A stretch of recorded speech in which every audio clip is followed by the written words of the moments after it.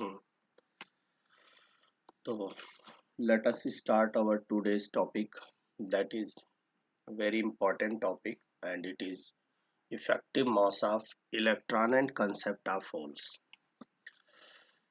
ये टॉपिक भी आपका सॉलिड स्टेट फिजिक्स के टॉपिक से रह गया था। उसको थोड़ा सा हम लोग इस टॉपिक को भी डिस्कस करेंगे और ये काफी इम्पोर्टेंट टॉपिक है। ठीक है।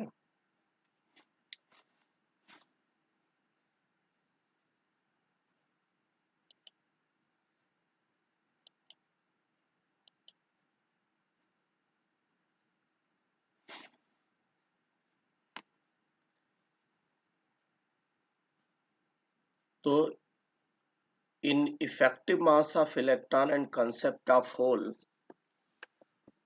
जैसा कि इससे पहले अर्लियर क्लासेस में वी हैव रेड कि electron inside a solid is actually move in periodic rectangular potential well. Kronig Penney model जब मैंने आप लोगों को बताया था इलेक्ट्रॉन का motion of electron inside solid, वहां पर मैंने बताया था कि ये एक पीरियाडिक रेक्टेंगुलर पोटेंशियल वेल के अंदर इसकी मोशन होती है। ठीक है। तो जब ये इलेक्ट्रॉन मूव करता है पीरियाडिक रेक्टेंगुलर पोटेंशियल बेल में, तो वहां पर कुछ अलाउड एनर्जी बैंड होते थे। आपको पता हो, मैंने देखिए आप लोगों को ये बताया था कि इलेक्ट्रॉन के up to certain energy level electron at 0 degree kelvin हमने बात की थी। ये फर्मी लेवल का कंसेप्ट यहीं से आया था, ईएफ। इसके बिलो एनर्जी लेवल फील्ड थे, एनर्जी लेवल। ठीक है। But above this the energy bands were empty, right? इधर कोई भी इलेक्ट्रॉन नहीं होते थे। तो ये जो इलेक्ट्रॉन की प्रेजेंस यहाँ पर है, यहाँ पर नहीं है, ये सब डिसाइड हुआ था जब आपने प्रॉब्लम सॉल्व की थी पीरियाडिक रेक्टेंगुलर पोटेंशियल वेल के अंदर इलेक्ट्रॉन को लेके, और उसको आपने नाम दिया था क्रॉनिंग पेनी मॉडल। क्रॉनिंग पेनी मॉडल ये आपको ऑलरेडी कराया जा चुका है। Kronig Penney model, right? You have already done this. And now इसके आगे बढ़ते हैं। देखिए फिर इसके बाद आपने दो तरह के बैंड का नाम आया था, डिफाइन भी किया था मैंने, balance band and conduction band.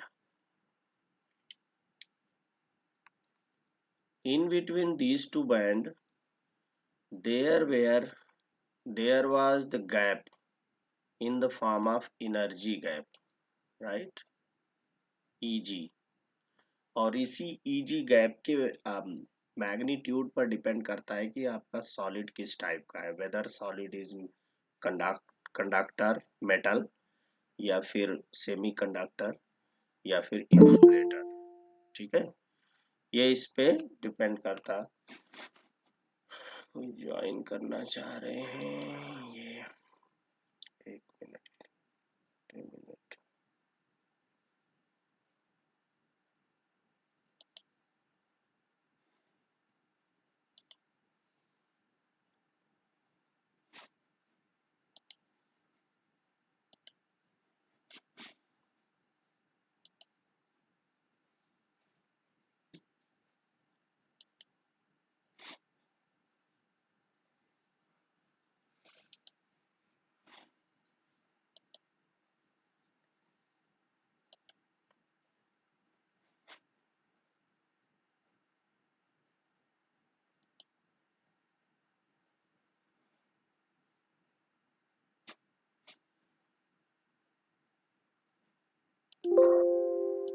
चलिए छोड़िए, आज पॉसिबल नहीं है।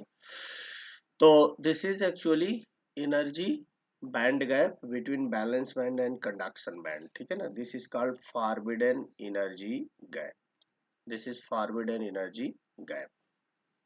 So you have idea about the forbidden energy band gap from, कहाँ से ये आइडिया आपको है, जब आपने इलेक्ट्रॉन को इन ए पीरियाडिक रेक्टेंगुलर पोटेंशियल वेल के अंदर सॉल्व किया था, ठीक है। और उस समय जो फॉरबिडन एनर्जी बैंड गैप आई थी उसको भी आप आसानी से जानते हैं, you know it that this is the energy gap between two bands. और बैंड कौन से बैंड्स हैं, बैलेंस बैंड जो कि हमेशा नीचे होता है, ठीक है, कंडक्शन बैंड ये इसके ऊपर। बैलेंस बैंड में मैंने आप लोगों को बताया था कि इसमें आप होल की प्रेजेंस दिखाओगे, और कंडक्शन बैंड में इलेक्ट्रॉन होते हैं। तो जो इलेक्ट्रॉन कंडक्शन बैंड में आते हैं वो बैलेंस बैंड से ही आते हैं, and vacancy created by electron in valence band actually called hole, ठीक है।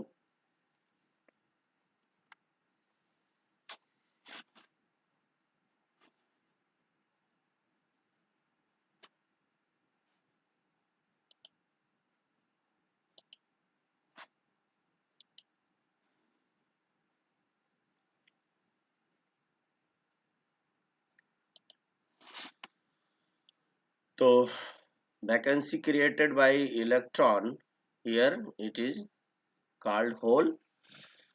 अब देखिए इसके आगे बढ़ते हैं, आपको ये थोड़ा सा जस्ट फॉर रिकैप था, ये मैंने आपको पिछले लेक्चर से याद दिलाया कि क्रॉनिंग पेनी मॉडल में जब इलेक्ट्रॉन की मोशन को हमने पीरियाडिक रेक्टेंगुलर पोटेंशियल वेल में लेकर सॉल्व किया था, तो एक कंसेप्ट जनरेट हुआ था एनर्जी बैंड का।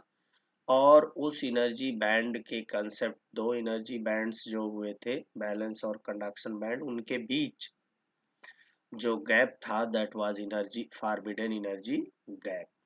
तो ये जस्ट आप लोगों को इससे पहले थोड़ा सा रिकैपिचुलेशन था। एंड नाउ अब इससे आगे हम लोग पढ़ते हैं, यहाँ से हमारा लेक्चर स्टार्ट होता है। और this is actually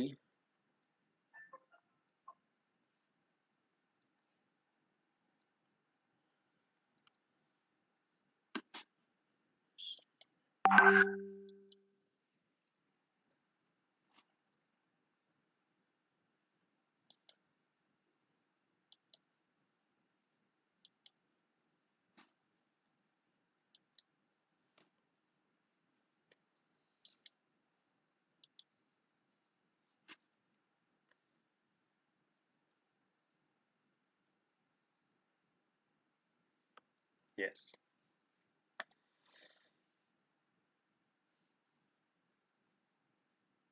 So, according to wave mechanics, we know that the velocity of electron, देखिए this is nothing but this is the group velocity of electron Vg d omega by dk, इससे सभी लोग familiar होंगे। Omega is angular frequency of the de Broglie wave. De Broglie wave actually किससे associated होगी? It will be associated with electron. de Broglie ने ये बोला था कि electron which is particle if it is in moving state then wavelength associated with this particle will be h over m into v, where v is the velocity of this particular particle। Electron की क्या है, velocity है। so you have also idea about vg, that is the velocity of electron d omega over dk। If you calculate it mathematically, अगर आप इसको mathematically और आगे बढ़ाएं तो you know that E energy, electron की एनर्जी, ये E is equal to h nu लिखा है, it can also be written h cross omega r. यहाँ से आप डी ओमेगा की value you can find out the value of d omega from here, d E differentiate it, d E over h cut. And now we V can be calculated by substituting d omega here. D omega, that is dE over h cut. Put dE over h cut here in this equation. You will get equation number 1. तो velocity electron की inside the solid will be given by 1 by h cut dE over dk, right. अब देखिए, अब हम केवल one electron को ले रहे हैं। Late us consider only one electron initially in k state. K is wave vector here. K state in the first Brillouin zones. First Brillouin zone को याद करो। First Brillouin zone is the region from minus pi by a to plus pi by a। ये कहाँ पर? To plus pi by a on the graph E versus k graph, ठीक है ना। जो E और K का ग्राफ आप खींचते हैं उसमें this is pi by a to, just a minute, it is not working,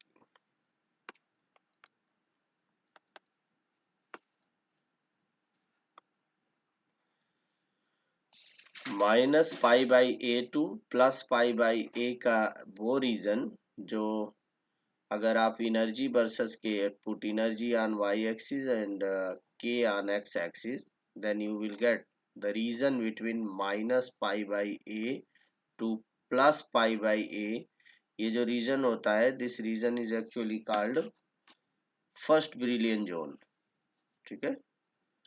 ये फर्स्ट ब्रिलियन जोन आपको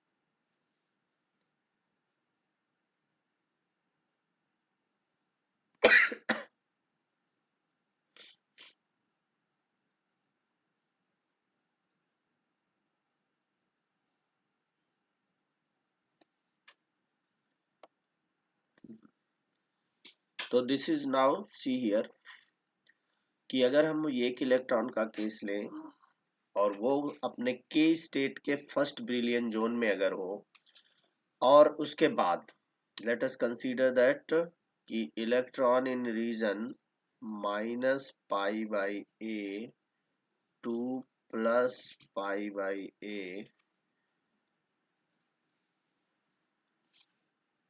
this is not working in this region, why?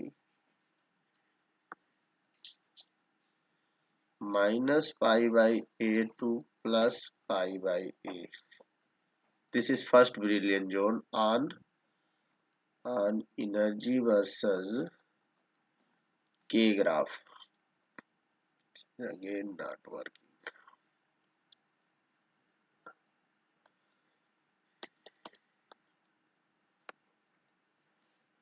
minus pi by a to plus pi by a region,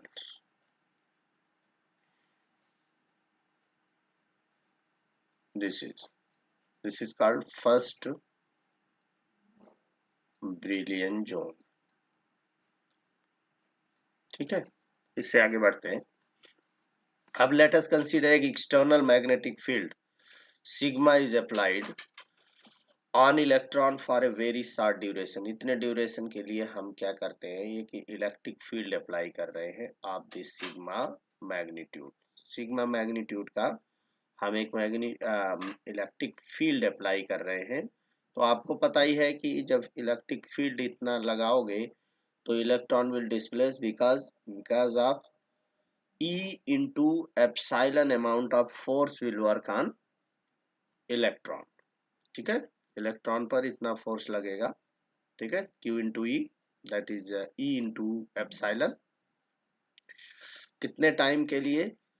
तो अगर आपको इसका displacement पता है, hence gain in energy of electron, ये जो आपने इलेक्ट्रिक फील्ड अप्लाई किया है, इससे इलेक्ट्रॉन की जो एनर्जी में गेन होगा that can also be calculated. क्यों? क्योंकि फोर्स लगने के कारण इस पर, इलेक्ट्रॉन पर जो फोर्स लगेगा उससे इसके काइनेटिक एनर्जी में गेन होगा डेफिनेटली, क्योंकि फोर्स लगने से इसका मोशन और भी तेज होगा इलेक्ट्रॉन का, और गेन इन एनर्जी, इलेक्ट्रॉन की energy that can be calculated, वो देखिए कितना होगा।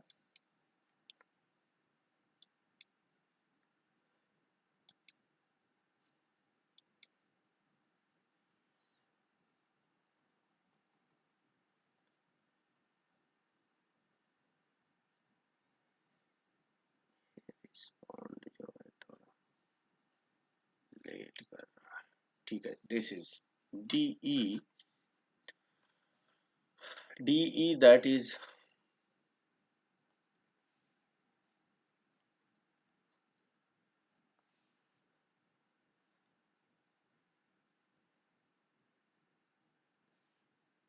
force into displacement.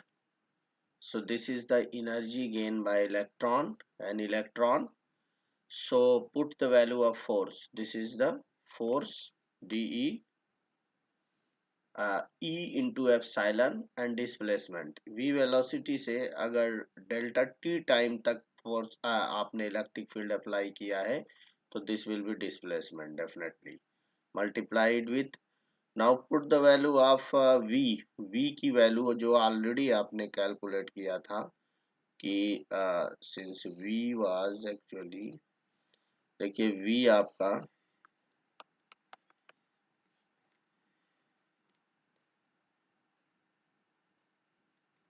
ये था 1/h cut D E by D के,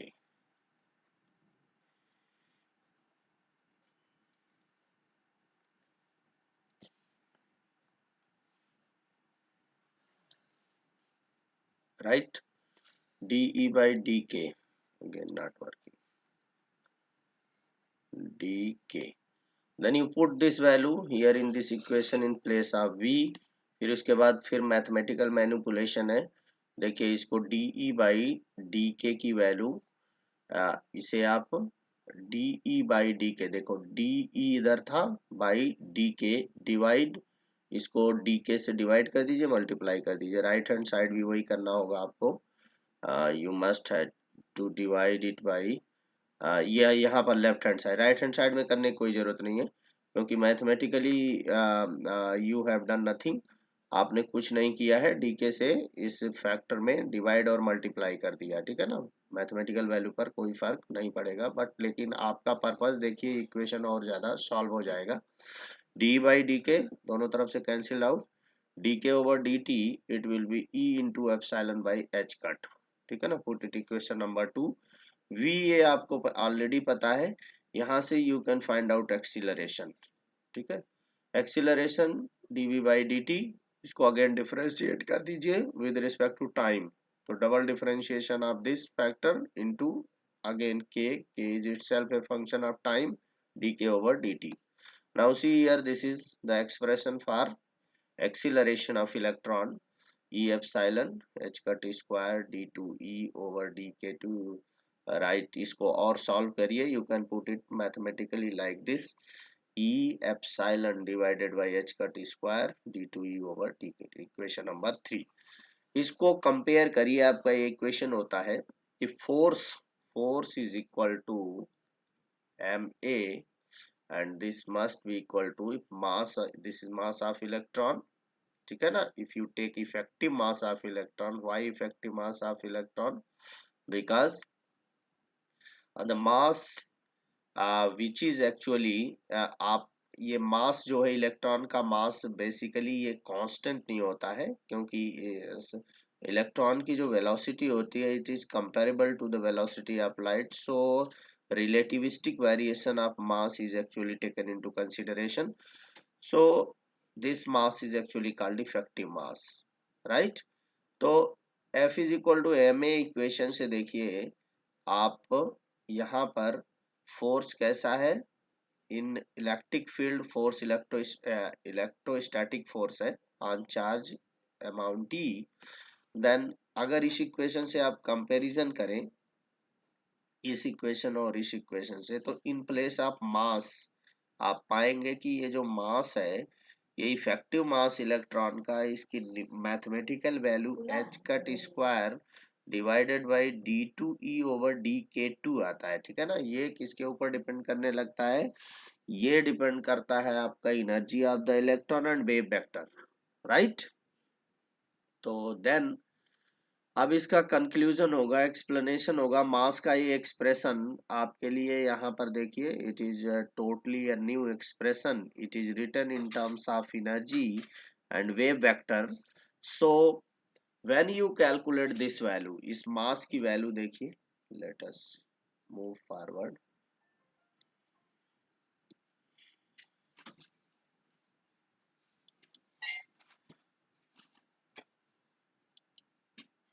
ओके, अब आपके पास ये एक्सप्रेशन है कि effective mass of electron is now written in this form, that h cut square divided by d2e by dk2 can be determine with the help of this graph. देखिए ये graph वही जो जिसको मैं आप लोगों से बात कर रहा था, this is first Brillouin zone. Starting में ई वर्सेस के ग्राफ, अगर यहाँ एक्स वाई एक्सिस पर ई है एंड एक्स एक्सिस पर के है, so this graph is actually called E versus k graph, and this region is known as first brilliant zone.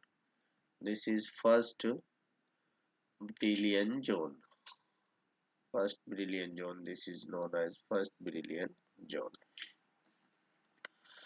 So up to this energy level, देखो ये EF energy level तक, EF energy level जो है, this is first brilliant zone. Up to this energy level, this is Fermi level. Up to Fermi level, the bands are completely filled, right? Bands are completely filled, and above this region, bands are actually completely empty. अब देखिए ये जो curve है आपका, this is the curve that is E का variation है with respect to K, right. और curve is symmetrical, ये थोड़ा सा कर्व हल्का सा इधर है, तो you say that this curve जितना इधर है लेफ्ट साइड उतना ही राइट साइड भी है। और साथ ही साथ ध्यान रखना कि ये कर्व देखिए इधर, यहाँ से इसकी ये कर्व इधर से कॉनकेव है, कॉन कॉन्वेक्स है, और इधर ये कॉनकेव हो रहा है, ठीक है ना। तो ये पॉइंट जो है यहाँ पर इसकी कॉनकेविटी और कॉन्वेक्सिटी दोनों चेंज हो रही है, दोनों तरफ भी ऐसे ही है। पहले ये इधर से ये है कॉनकेव, और इधर से यहाँ से ये कॉन्वेक्स होता है, तो ये पॉइंट ऑफ इन्फ्लेक्शन है। these point are nothing but these are point of inflection both side of this e axis के दोनों तरफ, राइट। अब देखिए यहाँ पर जो रीजन बन रहे हैं वो एक तो है E when E is less than EF, इस रीजन की बात कर रहे हैं हम लोग। इस रीजन में मास m स्टार की जो वैल्यू है, दैट इज इफेक्टिव मास, ये पॉजिटिव आती है, ठीक है ना। The value if you calculate this value M star in this region, that is region E less than E F, मतलब फर्मी लेवल से नीचे मास की वैल्यू पॉजिटिव। और when you calculate this value mass effective mass above this Fermi energy level, इसकी value आती है negative, right. तो at the point of inflection, अगर इस पॉइंट ऑफ इन्फ्लेक्शन पर कैलकुलेट करें value, you will get infinite value of this, infinite value मिलेगी effective mass की। तो अब देखिए ये रीजन हमारे लिए बहुत इंपॉर्टेंट हो जाता है। कौन सा रीजन? जिस रीजन में E ग्रेटर देन EF है, ठीक है ना। इलेक्ट्रॉन की एनर्जी अगर फर्मी एनर्जी से ग्रेटर है तो electron behave like positively charge particle, electron positively charge particle की तरह से बिहेव करना चाहिए। क्यों? देखिए इन दिस रीजन, देखिए द रीजन, इस रीजन में इफेक्टिव मास की वैल्यू निगेटिव आएगी। अगर निगेटिव आती है तो इसका मतलब है कि electron must behave just like, वो एक्सप्रेशन मैथमेटिकल एक्सप्रेशन में आपको क्या रखना पड़ेगा, इसका जो चार्ज है इलेक्ट्रॉन का वो पॉजिटिव चार्ज रखना पड़ेगा, ठीक है ना। दैट तभी वो इक्वेशन सेटिस्फाई होगा। अब किसी रीजन में इलेक्ट्रॉन पॉजिटिवली चार्ज पार्टिकल की तरह बिहेव कर रहा है, इसका मतलब उसको इलेक्ट्रॉन ना बोल करके उसको क्या बोला जाता है, होल। ठीक है ना। तो this was the mathematical explanation on the basis of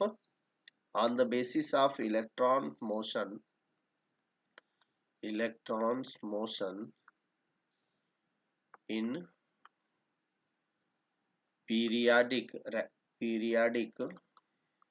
rectangular potential bell।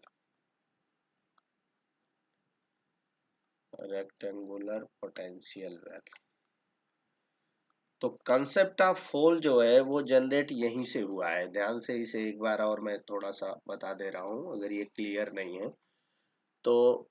जब आपने इलेक्ट्रॉन की मोशन को, बेसिकली होता क्या है, इलेक्ट्रॉन जब पीरियाडिक रेक्टेंगुलर पोटेंशियल वेल के अंदर इसकी मोशन को आप स्टडी करते हो तो all of you know that हमने श्रोडिंगर इक्वेशन बनाया था और उस श्रोडिंगर इक्वेशन में पोटेंशियल कैसा लिया गया था, पोटेंशियल एनर्जी की जगह पर हमने पीरियाडिक पोटेंशियल फंक्शन लिया था। वो कैसा फंक्शन था, periodic potential was like this, V X plus a is equal to Vx, where A is the period of this potential। मतलब after the A period ये पोटेंशियल की फिर वही वैल्यू रिपीट होगी। ठीक है। तो this type of potential if taken into consideration and then solve the Schrodinger equation for electron free particle electron कैसा बिहेव करता है इस पीरियाडिक रेक्टेंगुलर पोटेंशियल वेल में एज ए फ्री पार्टिकल। ठीक है। And then you go for detail. आपने फिर देखा था कि आपने उस प्रॉब्लम को सॉल्व किया था और इस प्रॉब्लम को सॉल्व किन्होंने किया था, क्रॉनिंग एंड पेनी ने। ठीक है ना, इसीलिए इसको क्रॉनिंग एंड पेनी मॉडल बोला जाता है। क्रॉनिंग एंड पेनी, ये इससे पहले आप लोग पढ़ चुके हैं। Kronig and Penney model of.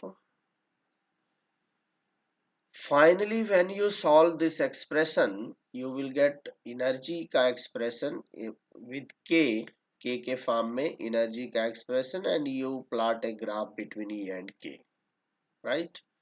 तो E और K के फर्स्ट ब्रिलियन जोन में हम लोगों का अगर एक सिंगल इलेक्ट्रॉन है तो उसका बिहेवियर क्या होगा, it will B now decided by this expression, जो कि इफेक्टिव मास का ये एक्सप्रेशन है। ठीक है ना। इस इफेक्टिव मास के एक्सप्रेशन में जब हम डिफरेंट रीजन की बात करें, मगर अगर इलेक्ट्रॉन की एनर्जी फर्मी एनर्जी से कम है तो मास की वैल्यू पॉजिटिव। अगर इलेक्ट्रॉन मास की वैल्यू, दिस इज चार्ज की वैल्यू नहीं, मास की वैल्यू पॉजिटिव। अगर इलेक्ट्रॉन की वैल्यू फर्मी एनर्जी से ग्रेटर है तो mass negative. If in this region, if energy of electron is greater than the Fermi energy, you go for calculating charge। अगर आप इसमें चार्ज को देखें तो electron behave positively charge particle की तरह से बिहेव करता है एंड दिस इलेक्ट्रॉन विच है पॉजिटिवली चार्ज, जो कि पॉजिटिवली चार्ज है, वो कहलाएगा होल। तो होल का कंसेप्ट अगर कोई पूछे कहाँ से कैसे जनरेट हुआ है तो आपको इसको ऐसे एक्सप्लेन करना है। This was actually the concept of holes.